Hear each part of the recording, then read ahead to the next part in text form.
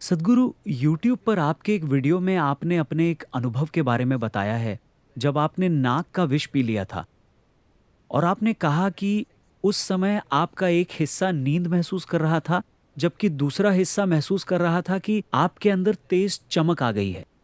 तो चरस या गांजे जैसे दूसरे कुदरती नशीले पदार्थों के इस्तेमाल के बारे में आपकी क्या राय है? क्योंकि इसके पर्याप्त सबूत मौजूद हैं कि गांजे के सेवन से कई मेडिकल फायदे हैं।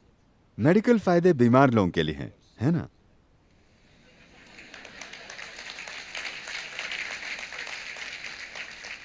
जब लोग बीमार होते हैं तब हम मेडिकल फायदों की बात करते हैं, ना कि तब जब वे स्वस्थ होते हैं, है ना?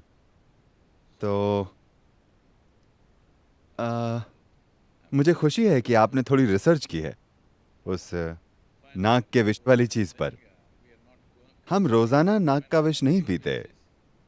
कई बार हम रोजाना पारे का सेवन करते हैं, मगर वो नशे के लिए नहीं है।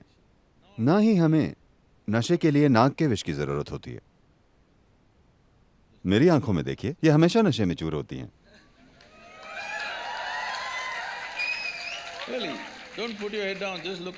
अपना सिर नीचे मत कीजिए, मेरी ओर देखिए। मैं हमेशा नशे में होता हूं। मैंने कभी कोई नशीला पदार्थ छुआ भी नहीं। मगर क्या ये सच है कि ये इंसानी सिस्टम दुनिया की सबसे जटिल केमिकल फैक्ट्री है? हेलो? तो अगर आप इसे अच्छी तरीके से मैनेज करना जानते हैं तो आप जो चाहे इसे पैदा कर सकते हैं। खैर, एक इजरायली वैज्ञानिक था, आपने उसके बारे में सुना होगा क्योंकि आपने इस पहलू पर काफी रिसर्च की है। वो गांजे और न्यूरोलॉजिकल प्रणाली पर उसके असर के बारे में रिसर्च कर रहा था। उसने अमेरिका में अपना शोध शुरू किया। उसके लिए उसे हर साल करीब 15 किलो गांजा मिल रहा था। करीब 12-13 साल तक उसे यह मिला। उसने कोई नतीजा नहीं निकाला। 1980s के दशक में जब अमेरिकी ड्रग एजेंसियां, वे एजेंसियां जो ड्रग की तस्करी और ऐसी चीजों के खिलाफ काम कर रही थीं, उन्होंने सप्लाई करने वालों को नहीं बल्कि बाजार को निशाना बनाने की सोची, तो पुलिस गली गली में कार्यवाही कर रही थी। उस समय पुलिस और एजेंसियों ने कहा, इस आदमी को हर साल 13 किलो गांजा मिल रहा है, हर साल। हमें इसकी तरफ से कोई पेपर भी नहीं मिला है, इसे बंद कीजिए। उन्होंने सप्लाई बंद कर दी। फिर वो इजराइल चला गया और दिखाया कि उसने अब तक क्या किया है, और वहां उसे उसकी मनचाही मात्रा में गांजा दिया गया। लगभग 4.5 सालों में उसने निष्कर्ष निकाला।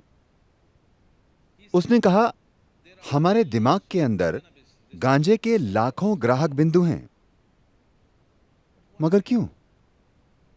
तो उसने ये सूचना अलग अलग वैज्ञानिक क्षेत्रों तक पहुंचाई, ये पता करने के लिए कि इंसानी दिमाग में लाखों गांजे के ग्राहक बिंदु क्यों हैं। स्वाभाविक रूप से मानव वैज्ञानिकों ने कहा, शायद किसी समय सारी मानव जाति धूम्रपान करती थी। मगर यह संभव नहीं है, क्योंकि दुनिया के कई हिस्सों में यह पैदा नहीं होता। मगर वहां भी दिमाग वैसा ही है। कई चीजें होने के बाद दुनिया भर में इस बारे में कई मजेदार चीजें हुई। फिर न्यूरोलॉजिस्ट ने बताया कि दिमाग आपसे शरीर के भीतर ही ऐसे केमिकल्स पैदा करने की उम्मीद करता है। वो आपसे धूम्रपान की उम्मीद नहीं करता। ये आपसे वो पैदा करने की उम्मीद करता है ताकि आप हर समय अपने मूड को संतुलित रख सकें। मगर ज्यादातर इंसान निकम्मी केमिकल फैक्ट्री बन गए हैं, या वे बस एक शानदार फैक्ट्री को मैनेज करने वाले घटिया सीईओ बन गए हैं। तो उन्होंने बाहर से नशा लेना शुरू कर दिया है। यह कोई नैतिक मुद्दा नहीं है, मेरे लिए यह कोई नैतिक मुद्दा नहीं है। मगर बात यह है कि इस बारे में ठोस अध्ययन है जिन्हें उन कार्यकर्ताओं द्वारा दबाया जा रहा है जो इसे आगे बढ़ाना चाहते हैं। यह दिखाने के लिए ठोस अध्ययन है कि आपकी निर्णय लेने की क्षमता, आपके दिमाग के कुछ खास आयाम, खासकर निर्णय लेने की क्षमता काफी कम हो जाती है अगर आप 30 दिन तक गांजे का सेवन करते हैं। अगर ऐसा 4 से 5 साल तक चलता है, आपकी निर्णय लेने की क्षमता साफ तौर पर प्रभावित होती है।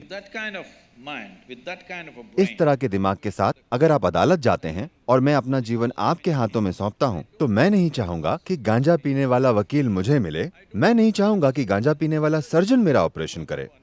अगर वो बस गली के कोने में गांजा पी रहा है और किसी को कुछ नहीं कर रहा है तो वो उसकी समस्या है, मगर मैं निश्चित रूप से नहीं चाहूंगा कि मेरा सर्जन गांजे का सेवन करके मेरी सर्जरी करे।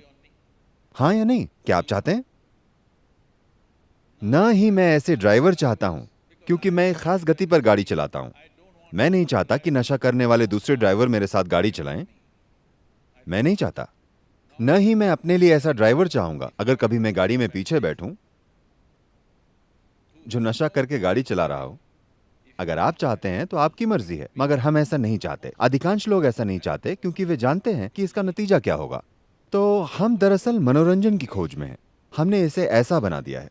इसका मतलब दरअसल ये है कि आज लगभग 70% अमेरिकी आबादी दवाओं पर है। बाकी दुनिया उनके पास पहुंचने की कोशिश में है। हाँ, बाकी दुनिया उनके पास पहुंचने की कोशिश कर रही है। लोग कम उम्र से ही दवाइयां लेना शुरू कर रहे हैं। बाकी 30% निश्चित रूप से उन चीजों का इस्तेमाल कर रहे हैं जिनकी आप बात कर रहे हैं। सिर्फ गांजा ही क्यों लें, हम थोड़ी कोकेन क्यों ना ले लें, क्योंकि वो ज्यादा जबरदस्त होती है। क्यों? अरे कोई बात नहीं, मुझे कोई फर्क नहीं पड़ता। मैंने आपसे कहा ना कि मेरे लिए ये कोई नैतिक मुद्दा नहीं है। सवाल यह है कि ये आपके जीवन को बेहतर बनाएगा या उसे दबा देगा। ये आपको पूरी तरह आपका जीवन जीने देगा या आपको उसके मुकाबले एक सीमित जीवन बना देगा, जैसे आप अभी हैं या हो सकते हैं। Nothing less than what you can do must happen in this life. आप जो isn't it? कर सकते हैं उससे कम कुछ भी इस जीवन में नहीं होना चाहिए, चाहे वजह कुछ भी हो, आपके नजरिए या तनाव या ड्रग या किसी भी वजह से। आप जितना हो सकते हैं उससे कमतर इंसान आपको नहीं होना चाहिए। आपको जीवन अधिकतम ऊंचाई पर ले जाना चाहिए, क्योंकि इस जीवन में सब कुछ बस यही है कि आपके जीवन का अनुभव कितना तीव्र और गहरा है। बस यही महत्वपूर्ण है। And half the time, if you're dazed out, और अगर आधे समय आप होश में नहीं रहेंगे तो इस संभावना को आप खो देंगे। आप बस यहीं बैठकर नशे में चूर हो सकते हैं। no. Really? वाकई, सिर्फ मैं ऐसा नहीं हूं, मैं कई लोगों के साथ ऐसा करता हूं। हजारों लोग सिर्फ यहां बैठकर परमानंद में होते हैं। मैं रोज सुबह आपको लाखों लोग दिखा सकता हूं जो अपनी आंखें बंद करते हैं तो उनकी आंखों में परमानंद के आंसू बहते हैं। Dripping. क्योंकि एक तरीका है इस शरीर को सक्रिय करने का, क्योंकि इस धरती पर इससे जटिल केमिस्ट्री नहीं है। हाँ या नहीं, क्या आप मुझसे सहमत हैं? जब सब कुछ यही है तो इसका इस्तेमाल करना सीखना सबसे अच्छा है। अगर हम अपने जीवन की शुरुआत में थोड़ा समय खुद पर लगाएं तो बहुत ही आसानी से आप वहां पहुंच सकते हैं। इसकी जगह अगर हम बाहरी चीजें लेते हैं तो उसके बुरे नतीजे हम जानते हैं।